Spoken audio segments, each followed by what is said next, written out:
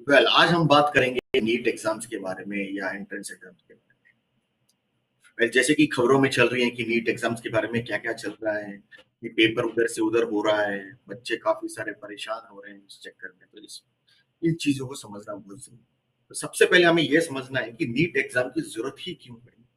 Entrance exams, all India entrance exam पहले था, उसको फिर कन्वर्ट करके नीट एग्जाम में इसको बदल दिया गया। आखिर इन सब चीजों की जरूरत क्या थी? अगर हम इसको अगर गंभीरता से लें तो क्या हम ये कह सकते हैं कि सरकार को अपने ही एजुकेशन डिपार्टमेंट के ऊपर, यानी कि जो पीयूसी जो होता है या 12th क्लास की जो एग्जाम्स होते हैं, क्या सरकार इन एजुकेशन डिपार्टमेंट के ऊपर शक कर रही है? क्या उनका इनके ऊपर से विश्वास खत्म हो गया है या कम हो रहा है, जिसकी वजह से उन्होंने एंट्रेंस एग्जाम रखा? क्या क्योंकि सरकार का ये कहना है कि नीट एग्जाम इसलिए रखा गया है ताकि अलग अलग बोर्ड जो एग्जाम्स होते हैं, अलग अलग राज्यों में अलग अलग जो बोर्ड्स होते हैं, उनके जो अनुसार अलग अलग स्टूडेंट्स होते हैं, अलग अलग उनके टीचिंग मेथोडोलॉजीज होती हैं। तो उन सब चीजों को इक्वालिटी के तौर पे लाने के लिए, हर बच्चों के एक समान मीन्स उनके स्किल्स को परखने के लिए एंट्रेंस एग्जाम को ये रखा गया है। इस तरीके से उनका कहना है। लेकिन क्या ये भी ये सवाल पैदा नहीं करता कि उनका जो एजुकेशन सिस्टम है अलग अलग राज्यों में, क्या वो इतना इतना फर्क पड़ता है उसमें? वहां पर जो बच्चे परसेंटेज लाते हैं 50%, 80%, 90%, 95% जो परसेंटेज लाते हैं, क्या आपको उनके स्किल्स पे शक है? क्या इसीलिए आपने ये नीट एग्जाम का इंट्रोड्यूस किया है ताकि उनको परखने के लिए? और अब जब ये मामले, इतने सारे मामले मार्केट में आ रहे हैं कि पेपर वहां चला गया, इधर लीक हो गया, व्हाट्सएप ग्रुप में मिल गया, उधर हो गया, फलाना हो गया, ये हो गया, तो ये एक मामला क्या है? जब आपको एजुकेशन डिपार्टमेंट के ऊपर शक है, तो अब ये जो माहौल मार्केट में चल रहा है, इसका क्या? तो कहीं ना कहीं यहाँ पर जो इसमें जो चीजें दिखाई देती हैं, इस चीजों को सरकार को गंभीरता से लेनी चाहिए और उसकी ट्रांसपेरेंसी के लिए कुछ स्ट्रांग मेथड लेना चाहिए। अगर यहाँ पर आमतौर पर अगर देखा जाए, लोगों को क्या दिखेगा कि ये एक बिजनेस मॉडल है, सीधा सीधा रेवेन्यू जनरेशन। एक एक एंट्रेंस एग्जाम के ऊपर 500 रुपया, 1000 रुपया, 2000 रुपया, 3000 रुपया, इस तरीके से अगर फीस लगेंगे तो आम बच्चे कैसे इस सब चीजों को झेलेंगे? उसके चक्कर में फिर वो इंटरव्यू देने के चक्कर में उधर वो शहर जाओ, ये शहर जाओ, एक आम गरीब इंसान कैसे ये सब करता है? तो ये काफी सारी चीजें, और उसके बाद एंट्रेंस एग्जाम देने के बाद फिर इंटरव्यू क्लियर होने के बावजूद भी क्या गारंटी कि उनको एडमिशन मिलेगा? काफी सारे ये सवाल मार्केट में आते हैं और इन सब चीजों के लिए बहुत ही गंभीरता से कदम लेना चाहिए।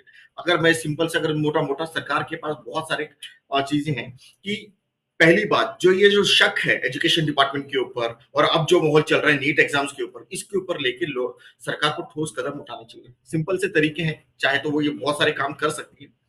जैसे जब एग्जाम्स होते हैं उनकी क्लैरिटी के ऊपर बहुत काम कर सकते हैं। एजुकेशन मेथोडोलॉजीज, वहाँ का जो एग्जाम देने का जो मॉड्यूल होता है, उसके ऊपर जो वहाँ पर जो एनवायरमेंट होता है, उसके ऊपर काफी सारे वो काम कर सकते हैं। ठीक है, और जो भी परसेंटेज आते हैं, वो परसेंटेज के आधार पे सीधे तौर पे वो एडमिशन करवा सकते हैं। उनका जो भी टैलेंट है, उनका स्किल है, उनकी जो चॉइस है, उनकी जो इंटरेस्ट है, उनके आधार पर वो डायरेक्टली सिलेक्शन दे सकते हैं। खैर, ये तो अपना अपना, हर सरकार का अपना अपना काम करने का तरीका है। तो ये चीजें हैं, तो ये चीजें मतलब ये साबित करती हैं कि सरकार को अपने ही डिपार्टमेंट के ऊपर ये शक है शायद, इसीलिए ये सब चीजें हो रही हैं। एंट्रेंस एग्जाम आया, नीट एग्जाम आया, जीएई, पता नहीं क्या क्या एग्जाम्स ला रहे हैं। इस हिसाब से तो हो सकता है आने वाले दिनों में ये लोग 10th के ऊपर भी कोई एंट्रेंस एग्जाम डाल देंगे भाई।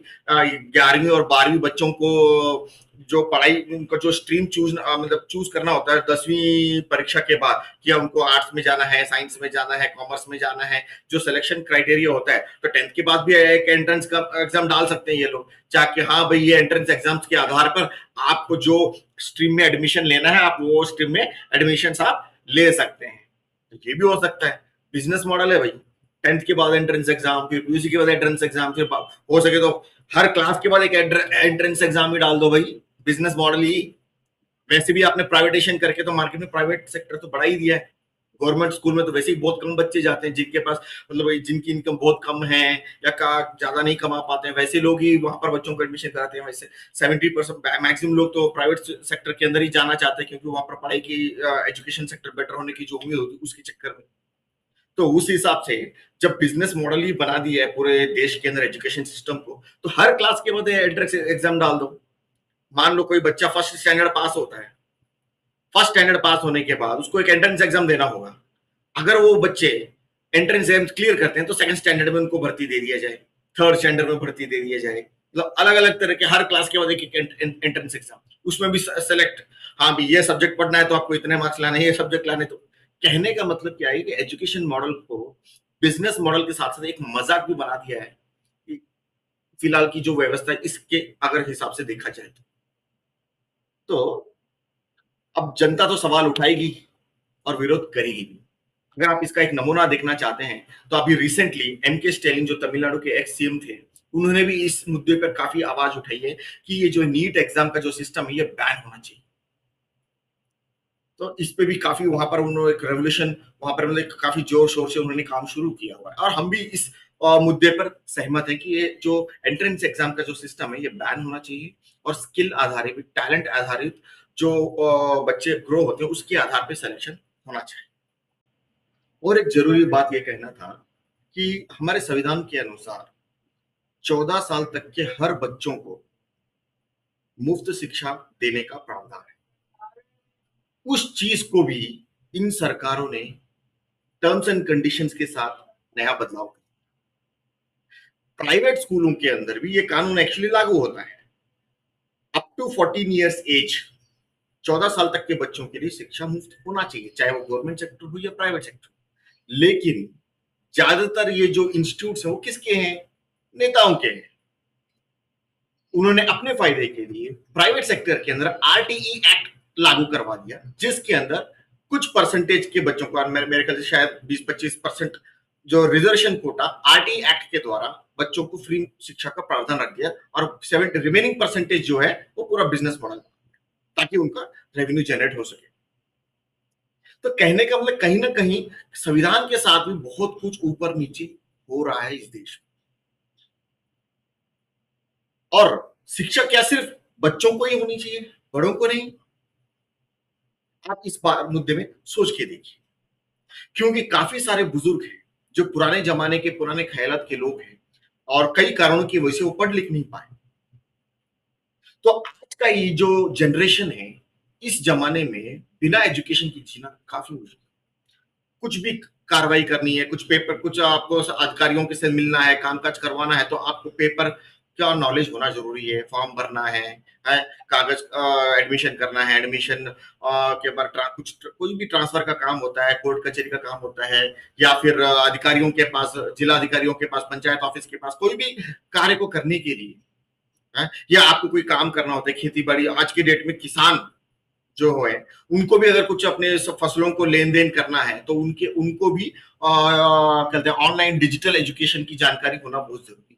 और डिजिटल जब मोबाइल का इस्तेमाल करेंगे तो पढ़ना लिखना आना चाहिए, तभी तो मोबाइल में कुछ पढ़ पाएंगे, कुछ कर पाएंगे। तो जो बुजुर्ग है पुराने जमाने के, जो लोग, जो या जिन लोगों ने पढ़ाई लिखाई नहीं की, उन लोगों का क्या?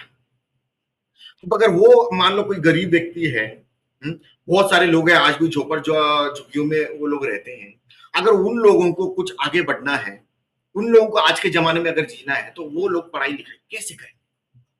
अगर वो लोग एजुकेशन डिपार्टमेंट में जाते हैं, चाहे सरकारी